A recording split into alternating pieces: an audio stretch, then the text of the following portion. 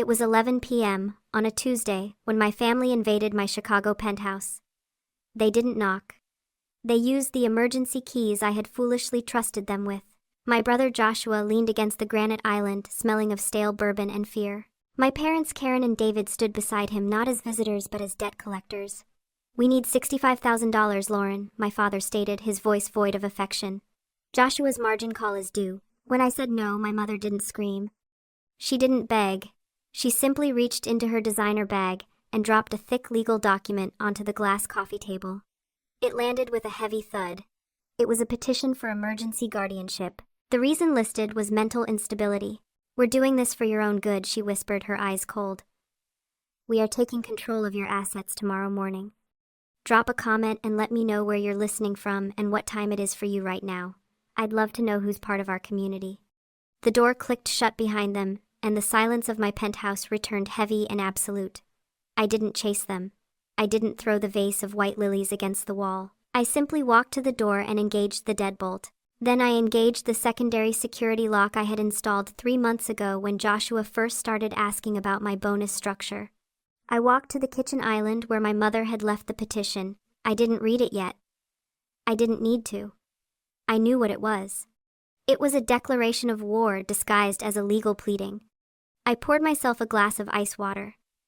My hands were steady. The condensation on the glass was the only thing sweating in that room. I took a long drink, feeling the cold slide down my throat, numbing the part of me that wanted to be a daughter, leaving only the part of me that was a senior architect. Architects don't panic when a load-bearing wall cracks. We evacuate, we shore up, and we redesign. I carried my laptop to the dining table and sat down. The city lights of Chicago blinked outside, indifferent and beautiful. It was 11:15 p.m. The courts opened at 9 a.m. I had 9 hours and 45 minutes to turn my life into a fortress. I started with the credit bureaus, Equifax, TransUnion, Experian. I initiated a total security freeze on all three. No one could open a credit card, a loan, or a utility account in my name without a PIN that only existed in my head.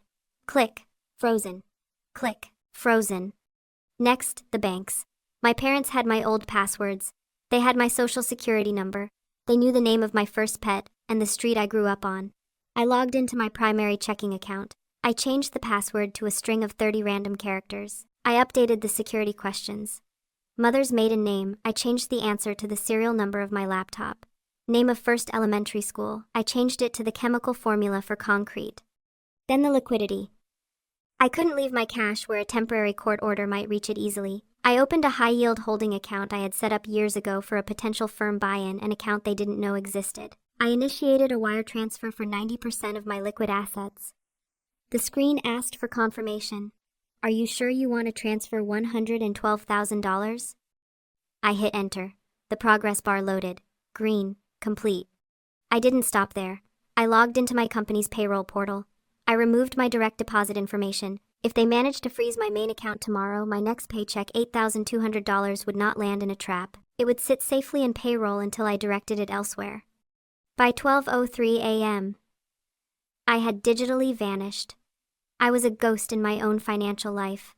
I sat back, the blue light of the screen illuminating my face. I looked at the guardianship petition again. They wanted to paint me as incompetent. They wanted to tell a judge I was manic, reckless, unable to manage my own affairs. I looked at the logs of my activity, precise, methodical, ruthless. This wasn't mania, this was a hostile takeover defense. I wasn't their little girl anymore. I was a sovereign nation, and I had just closed my borders. The Chicago wind howled against the reinforced glass, a low, constant moan that usually soothed me. Tonight it felt like an echo of the silence in the room. I opened a new spreadsheet. I labeled it, Family Liabilities. My finger hovered over the keys. I started typing. Joshua's DUI, 2019, $12,000. Mom's emergency cruise, 2021, $8,000. Dad's country club, arrears to avoid expulsion, 2022, $15,000. The list grew, row after row of bailouts, loans, and investments that were never repaid. The total at the bottom of the screen blinked back at me, $214,000 over 7 years.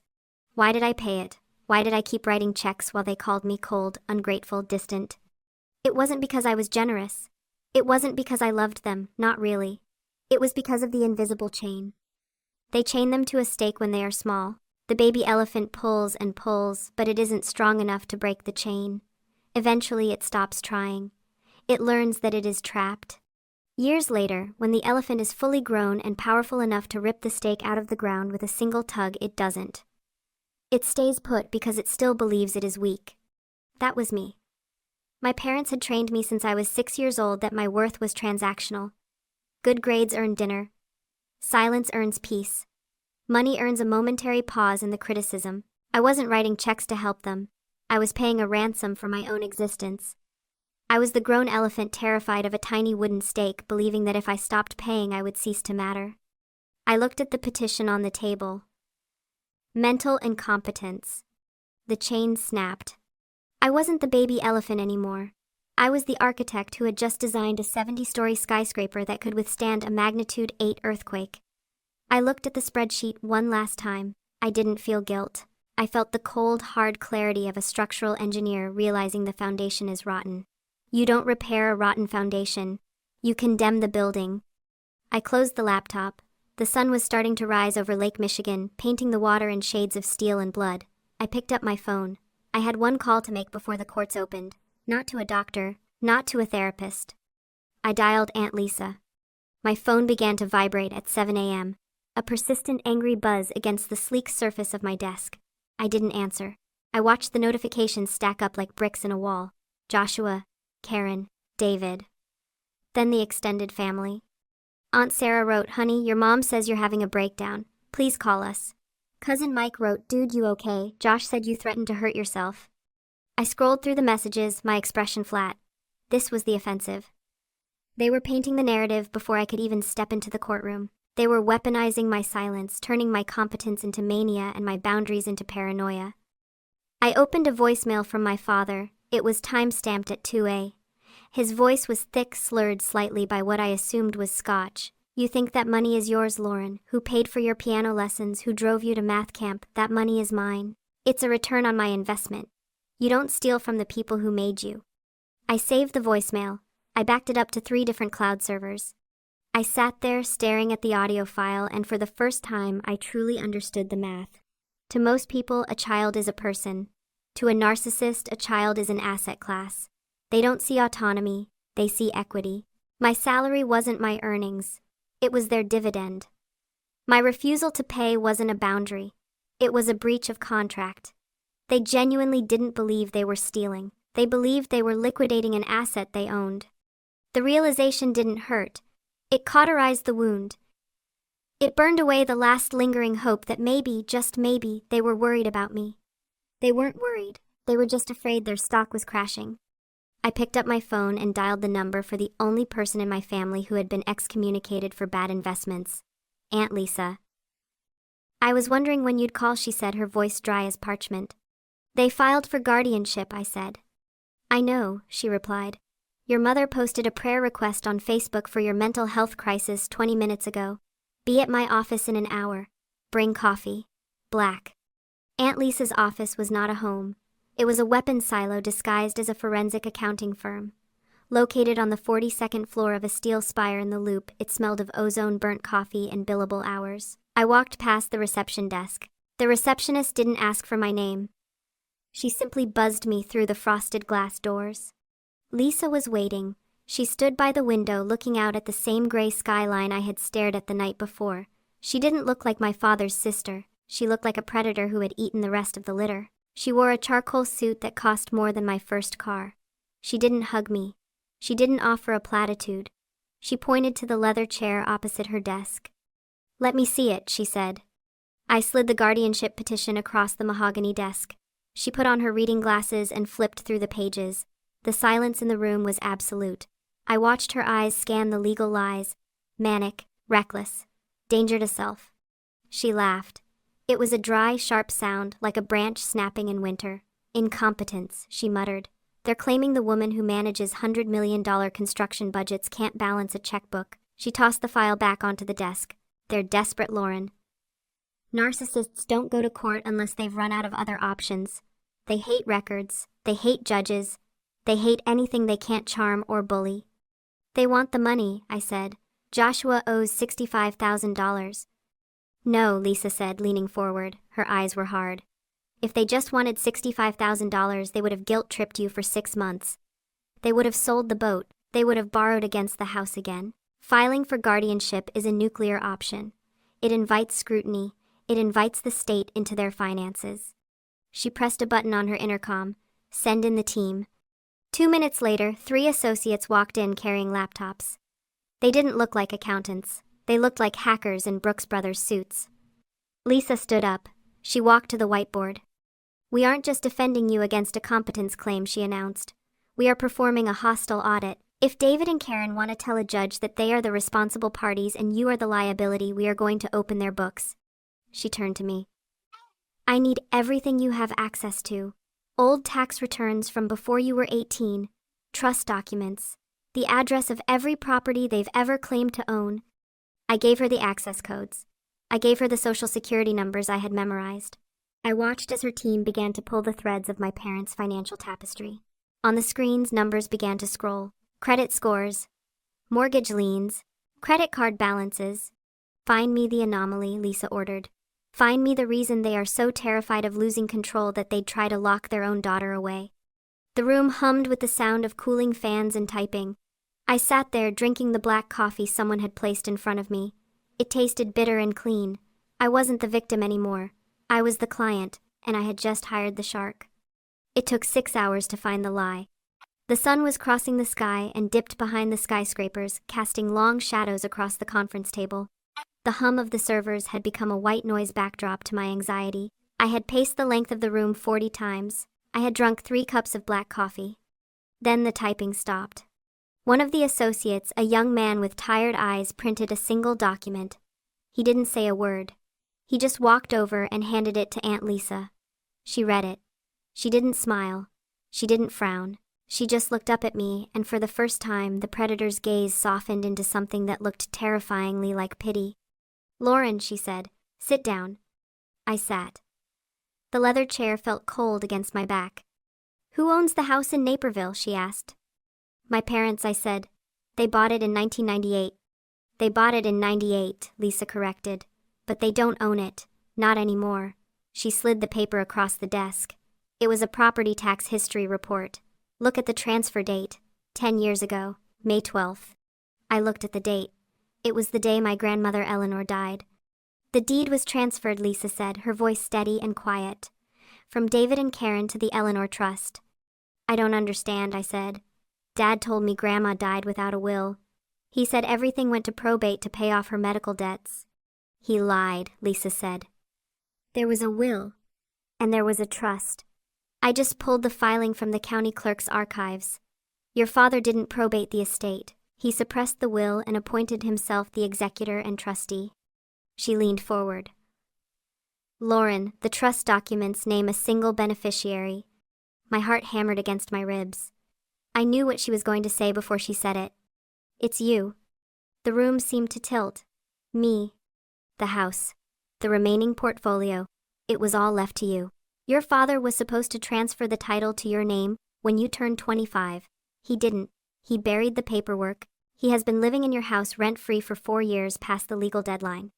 The pieces slammed into place with the force of a wrecking ball. The panic in their eyes. The desperation. The guardianship petition. It wasn't about the $65,000 for Joshua's gambling debt. That was just the trigger. The real terror was that I was turning 30 next month. In many trusts, a 10-year audit is automatic. They knew the clock was ticking. They aren't trying to declare you incompetent because they think you're crazy, Lisa said, her voice hard as diamond. They are trying to declare you incompetent because if you are legally incapacitated, your father remains the trustee indefinitely. He keeps the house. He keeps the secret. He keeps the control. I stood up. I walked to the window.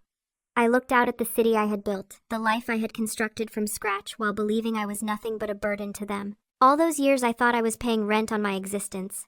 In reality, they were the squatters. I turned back to Lisa. The sadness was gone. The confusion was gone. All that was left was the cold blue flame of absolute tactical precision. They are living in my house, I said. Yes, Lisa replied. And they are trying to put me in a cage to keep it. Yes. Then let's go to court, I said. and let's burn it down. The hearing took place in courtroom 402 of the Daily Center. It was a windowless box of beige acoustical tile and fluorescent judgment that smelled of floor wax and stale anxiety. My parents sat on the left. They had dressed for the role of the heartbroken saviors. My mother wore a soft blue cardigan, a costume designed to evoke sympathy, and dabbed at dry eyes with a tissue. Joshua sat beside her looking bored, checking his watch as if he had a tea time to catch once they had legally seized my existence. Their lawyer, a man named Sterling who wore a suit that cost more than my first year of college tuition, began his opening statement. He painted a picture of a tragic decline. He used words like unhinged manic spending and paranoid delusions. He told the judge that my sudden freezing of assets was proof of a break from reality, a cry for help from a woman who had lost her grip. I sat with my hands folded on the table, my spine pressed against the hard wood of the chair. I didn't flinch. I watched them perform. It was a play and they were terrible actors, but the script was dangerous. Aunt Lisa leaned in close to me. Her voice was a low steel whisper that cut through the drone of the opposing counsel. "Look at them, Lauren," she said. "Really look at them. If we hadn't found that box in the basement, if we had walked in here today empty-handed, you would be in a medicated facility by Friday. They would have you on sedatives by the weekend to keep you compliant. Joshua would be driving your Porsche to the casino by Monday morning. They weren't just going to take your money. They were going to hollow you out and wear your life like a skin suit." The image hit me with the force of a physical blow. The alternate reality where they won wasn't just unfair.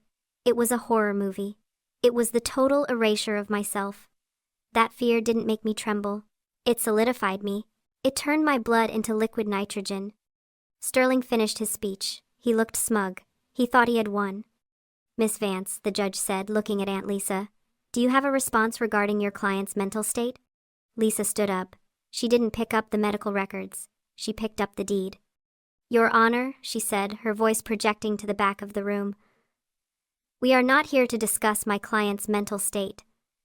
We are here to discuss the petitioner's criminal intent. We move to dismiss this petition on the grounds of unclean hands and fraud upon the court." The judge frowned. "The petitioners claim they are concerned parents," Lisa continued, walking toward the bench. "In reality, they are squatters who have been illegally occupying my client's property for 10 years. She placed the documents on the judge's bench. The silence in the courtroom was sudden and absolute. It was the sound of all the oxygen being sucked out of the room. "Exhibit A," Lisa said, "the last will and testament of Eleanor Vance, suppressed by the petitioner David Vance. Exhibit B, the deed to the property at 1412 Oakwood Drive. The property is held in trust. The sole beneficiary is the respondent Lauren Vance. The petitioners have been concealing this asset to live rent-free in a multi-million-dollar home that belongs to the woman they are trying to declare incompetent." I watched the judge read. I saw his eyebrows knit together. Then I saw his face harden. He looked up from the papers. He looked at my father. My parents' faces turned the color of old ash. The smugness vanished from Joshua's face, replaced by the slack-jawed realization of a man watching his meal ticket burn. "Mr. Sterling," the judge said, his voice dangerously quiet, "are your clients aware that they are currently residing in the respondent's property without a lease while hiding her inheritance?" Sterling stammered. He looked at my parents. He saw the guilt written in their panic. He closed his briefcase. "Your Honor," Sterling said, "I was not informed of this. Petition for guardianship is dismissed with prejudice." The judge banged the gavel. It sounded like a gunshot. "Furthermore, I am referring this matter to the state's attorney's office for an immediate investigation into trust, fraud, and perjury. Get out of my courtroom." My mother started to wail, a real sound of terror this time. David slumped in his chair. Joshua looked at me, his eyes wide with shock. I didn't look back. I stood up, smoothed my skirt, and walked out. The air in the hallway was cool and clean. The war was over. The occupation was ending. I didn't go out for champagne to celebrate. I drove to Naperville. The house loomed at the end of the cul-de-sac, a sprawling monument to their deception. It looked different to me now. It wasn't my childhood home. It was a crime scene. I walked up the driveway. I didn't ring the doorbell. I didn't need to. I owned the door. My father opened it before I could reach the handle. He looked 20 years older than he had that morning. He smelled of defeat and scotch. "Lauren," he started, his voice cracking, "we can explain. We were just trying to protect the asset for you." I didn't let him finish the lie. I handed him the manila envelope. "This is your official notice to vacate," I said. My voice was calm, steady, and final. "You have 30 days. The locks will be changed on November 1st at noon. If anything is missing, a light fixture, a painting, a single spoon, I will press charges for theft. The sheriff has a copy of the inventory list." My mother stood in the hallway, weeping into her hands. Joshua was behind her, holding a duffel bag, looking like a trapped animal. "And you," I said, looking at my brother, "you aren't a tenant. You don't have a lease. You are a guest who has overstayed his welcome by a decade. You don't get 30 days. You have 30 minutes. "Where am I supposed to go?" he whined, the entitlement still clinging to him like a bad cologne. "I don't know," I said. "Maybe you can bet on it." I turned around and walked back to my car. I didn't look in the rearview mirror as I drove away. I didn't feel sad. I felt the specific weightless sensation of a structure that has finally been stripped of its dead weight. Back in my penthouse, the city was quiet. The wind off Lake Michigan had died down. I sat at my desk and opened my laptop one last time. I pulled up the spreadsheet. Family liabilities, $214,000. I looked at the number. For years, that number had been a chain. It had been the proof of my love and the metric of my exploitation. I highlighted the rows. I didn't try to collect it. I didn't send an invoice. I hit the delete key. The screen went blank. It wasn't forgiveness. It was a write-off. It was a bad debt cleared from the books so the company could finally become profitable. I closed the laptop. The silence in the room wasn't lonely anymore. It was peaceful. I wasn't just a survivor. I was the architect. And for the first time in my life, the blueprint was entirely mine. If you've ever had to buy your own freedom from the people who were supposed to protect you, share this story. You are the architect of your own life now.